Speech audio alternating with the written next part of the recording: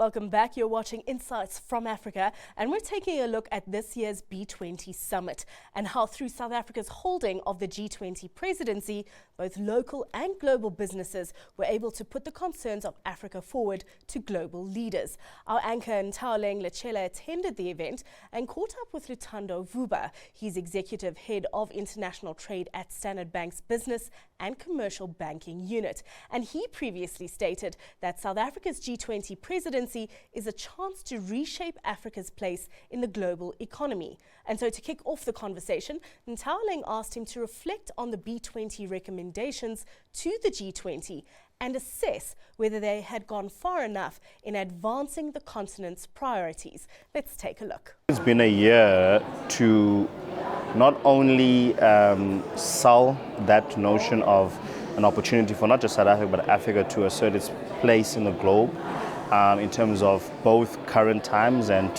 setting the pace going for the future, but it's been how do you get buy-in, right? I think the engagements have been to both get the buy-in, and you have the buy-in, how do you then get the alignment? And to accept the alignment won't come from all of the G20 countries, or from both the global south and global north, but then lean in where that buy-in is. And there was a lot of resonance from the global south because that's where you have most of the emerging and developing economies, which makes sense. And I think there's been a call for the opportunities for more trade and for more collaboration between the global south countries as emerging and developing economies. And I think that was for a good takeaway, but certainly not at the misalignment or disagreement with the global north. So I think it's been about how do you get people to buy in and then align to that, and where the alignment is, what does it look like then, how it cascades with the recommendations. So the recommendations had to then be practically, what can we do? And as was mentioned this morning as well, it was about they must be implementable and they must be measurable and certainly practical from a global north, global south. We can agree that this is a way to take the globe forward. I'm concerned around how we track these recommendations and possible policy shifts. I spoke to G20 Sherpa, or rather B20 Sherpa, Cas Kuvadia, who mentioned that there's no, way to actually, or people that actually track whether these recommendations are being implemented. Is that something that concerns you, particularly when it comes to South Africa passing the G20 presidency to the US? Yes. So I think that's a very good question because it is a constant theme that comes up. But let me maybe reorientate you to what this G20 process and therefore B20, which is really, as is mentioned, it's been the bloodstream of the G20. How to think about it is less so as something that is an event or a point in time that immediately translates to action, right? It is rather the trend. And what it means is with a trend, you're going to see results or certain of those recommendations and what they mean for the person on the ground in a year, in 2 years' time, in 5 years' time. Remember how this platform was constituted was following the 2008 crisis. And there were certain reforms and measures that to be put in place on how to recover, but also ensure that as the dominant, because the G20 is 80% of the globe's GDP economies represented, and how do you get alignment to ensure that we avoid those, but there's better fiscal policy discipline, but also from a policy perspective, the guardrails to ensure that we don't run into another crisis. And those recommendations, you started to see the fruits of it 2013, 2014, 2015, right? And one example that was actually used by Gianluca is in 2015, some of the recommendations were to look at, how to look at the payment space. And if you look at the B20 for Indonesia, that then was passed on to India to Brazil, then Brazil to South Africa, there's been a constant theme of the inclusion of SMEs.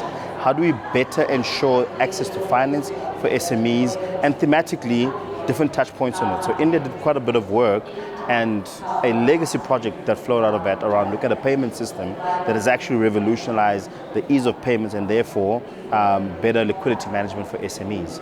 And then a similar thing Brazil looked at to say, okay, how do we look at our national policy that ensures that if SMEs are being paid sooner, it manages the liquidity better, which means more SMEs survive. And if you look at that in the South Africa process, we've said the key thing, if you take the Finance and Infrastructure Task Force and the Trade and Investment Task Force, how do you get better participation, enablement through financing for SMEs?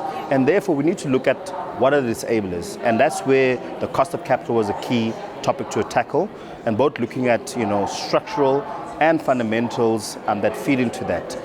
How do we end up the risk premium that African markets see, right? Credit rating agencies assess the fundamentals that they would use to come up with this, with the outcomes of what the risk is. And our own research and data proved that in most cases, African economies are rated higher than what they should. 4 rungs lower than actually what they should be rated. Furthermore to that, when you think about some economies are paying upwards of 60% of their public spend to service debt. So you're already a poor economy, you're trying to develop your country, and so much of that money is just going to service debt. So those are some of the things that we were then saying, okay, these are blockages that can unlock more capital. And if you unlock more capital, more projects could be funded, or there's more funding, and therefore the money flows into SMEs that are service providers for key infrastructure projects or in certain ecosystems. There's more trade finance, which means more SMEs can import, add value and sell, or they could add, process more and be able to then participate as exporters. And that's for us the logic of it. In the Finance Infrastructure Task Force, it has been about why do projects fail? Okay, they're not investable, 90% fall rate between initial proposal and financial close. Okay, so technical expertise is required, and then the funding to ensure that we get more investable projects. The second step has been, okay, how do we get more financing to flow? Globally, there's been a pullback and a bit more restraint around spend. So how do we look at other ways that you could mobilize capital towards projects? And that's where the approach of looking at public, private, and philanthropic capital to play a significant role, particularly in de-risking projects, so that we can mobilize a private capital. And just to add on that then, where do blended finance models then come in? Maybe we can even speak about the work that DFIs do in terms of de-risking some of these African projects. Yes. So I think the important thing is get more investable projects on the table, right? And do we have projects that are ready, that are investable at the moment? Because that is another issue, right? The preparedness when it comes to that. Yeah. That's a very good question, and that's probably the reality of what we're looking at. Does the infrastructure required by Africa, certainly where that infrastructure is required, and then that readiness, preparedness, we have these projects in the pipeline is the gap. And what we're saying through our paper, let's get money, DFIs, even the philanthropic capital, where you can enable this piece. DFIs have a critical role to play in this space, so that you can have the pipeline that we start to see the projects.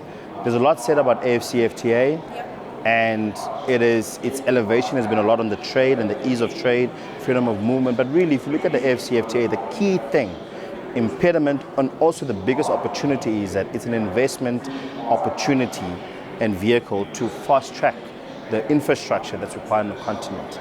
Because we are finding ourselves at intra-Africa trade swinging between 14 to 16%. One of the disablers of that is not so much that we don't want to trade with each other, it is the cost of moving goods between each other. It is the cost of trading with each other, and certainly the complexity and inefficiencies at our border posts adds to that. So what we need is, if you use that as an example, and we say, because AfCFTA is a key project continentally, we're going to prioritize the ports, roads, and rail key infrastructure. If you just look at that, then we need to ensure that the projects and how they are packaged from an investable perspective, that's where that role comes in. And so blended finance has a key role to play in that, where we lobby the DFIs, whether it is to help the de-risking of the project or taking first loss so that private capital can come in and we're able to have those projects funded. A very key one now that's exciting, that's happening in Angola, is the corridor between the port of Lobito that runs through the south of Angola into DRC, into Zambia. And there's a lot of interest from the US and the EU to fund that project and get it off the ground. Now the rail link already exists, but it's about revitalizing it and showing that it can, and there can be more efficient flow of goods. That rail link is less so about the movement of the commodities that are, going to be exported, but it's actually what the spin-offs will be that come of that. Benjamin Hung of Standard Chartered mentions the flywheel effect, and as you invest in that, what you'll be mobilizing is other sub-industries along that corridor, the movement of goods between an Angola, DRC, Zambia, and even lower down to Zimbabwe and Botswana. So the importance is that it's not just any infrastructure, but it's really catalytic infrastructure that I think should be prioritized. And to your point, I think that pipeline needs an injection of how do we assess, how do we get projects prepared so they can be taken forward. And just before I let you go, right, it seems like work is being done. There's, an aspect of implementation on the ground as well. But I wonder if we are moving fast enough. Yeah, there's actually a point that was touted this morning in the opening remarks that we perhaps deliberate a bit too long. So I think that is a point that I would resonate and say there's not enough urgency, which speaks to, we're not moving fast enough on really embracing what we know and always known, This is how you grow economies. You build infrastructure. Infrastructure catalyzes, different industries that then, build economies and grow GDPs. And I think where we are, there's an acknowledgement, there's an understanding of, from an energy, over 600 million Africans that still have no access to, electricity. There's an understanding that things that could really leapfrog Africa is tech, but from a digital divide, there's still 40%, digital divide that we have on the continent. I mean, most people can't even afford smartphones. Yeah. So there are these very practical and known challenges, but it is how do we actually get our government stakeholders to say this is a priority and then this is what we're going to do.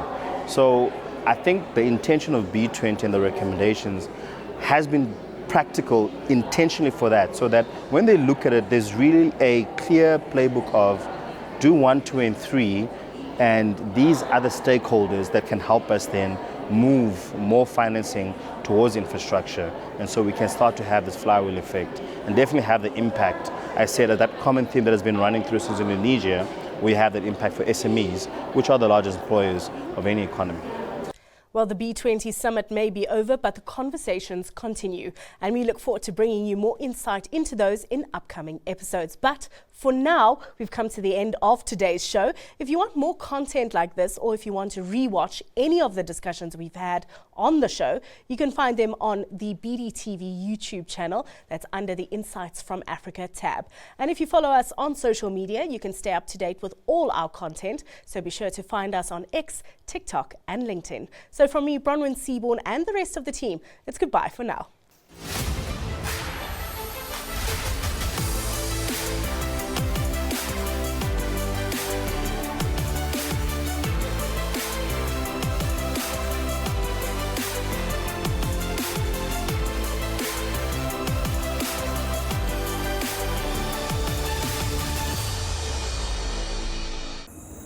Insights from Africa is brought to you in partnership with Standard Bank.